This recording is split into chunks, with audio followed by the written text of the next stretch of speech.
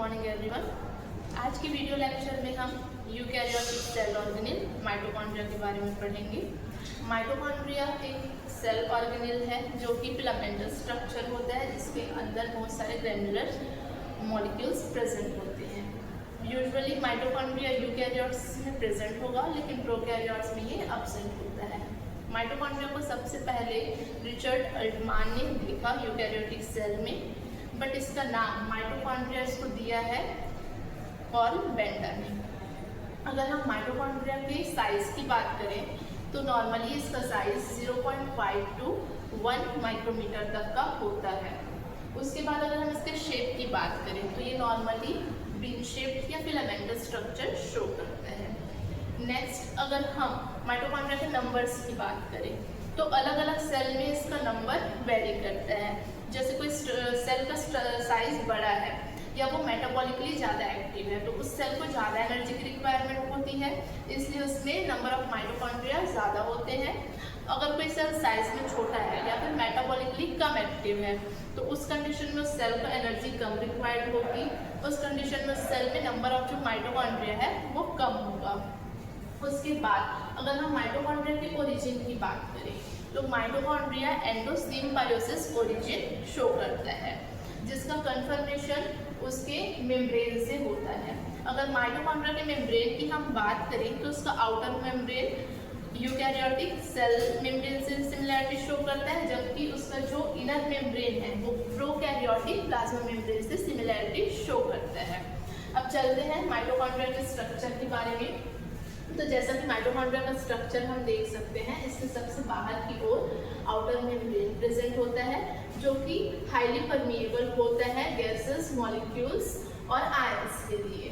इसमें कुछ channel proteins भी प्रेजेंट होते हैं। उसके बाद अगर हम इसके अंदर की ओर चलें तो अंदर की ओर इनर माइटोकॉन्ड्रियल मेम्ब्रेन प्रेजेंट होता है। इनर माइटोकॉन्ड्रियल मेम्ब्रेन में भी बहुत सारे प्रोटीन्स, कैरियर प्रोटीन्स प्रेजेंट होते हैं। इनर मेम्ब्रेन सिलेक्टिवली परमिएबल होता है for polar and non polar molecules. अब आउटर मेम्ब्रेन और इनर मेम्ब्रेन के बीच में एक स्पेस प्रेजेंट होता है जिसको बोला जाता है इंटर मेम्ब्रेन स्पेस। इस इंटर मेम्ब्रेन स्पेस में हाई कंसंट्रेशन में प्रोटॉन्स भरे होते हैं जो कि एटीपी सिंथेसिस में यूटिलाइज होता है। उसके अलावा अगर हम इंटर मेम्ब्रेन स्पेस की डिस्टेंस की बात करें तो दोनों मेम्ब्रेन के बीच का जो डिस्टेंस है वो 70 एंगस्ट्रॉम होता है।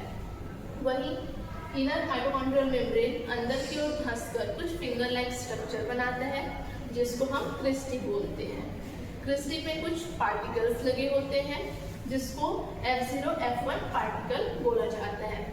F0 F1 particle ATP synthesis का काम करता है। उसके अलावा हम अगर माइटोकॉन्ड्रिया के इनर स्ट्रक्चर को देखें तो माइटोकॉन्ड्रिया के अंदर एक जेली लाइक सब्सटेंस भरा होता है जिसको मैट्रिक्स बोलते हैं। मैट्रिक्स में ही सारे माइटोकॉन्ड्रियल ऑर्गेनेल्स जैसे उसका डीएनए, राइबोसोम्स प्रेजेंट होता है। माइटोकॉन्ड्रिया के पास उसका खुद का डीएनए प्रेजेंट होता है, इसलिए माइटोकॉन्ड्रिया को सेमी ऑटोनॉमस ऑर्गेनेल भी बोला जाता है। उसके अलावा माइटोकॉन्ड्रिया के पास उसका राइबोसोम होता है जिससे कि वो खुद का प्रोटीन सिंथेसाइज करे। नेक्स्ट, अगर हम माइटोकॉन्ड्रिया के फंक्शंस की बात करें तो सबसे पहले देखते हैं सबसे कॉमन और मोस्ट इम्पॉर्टेंट जो काम माइटोकॉन्ड्रिया करता है दैट इज एटीपी प्रोडक्शन।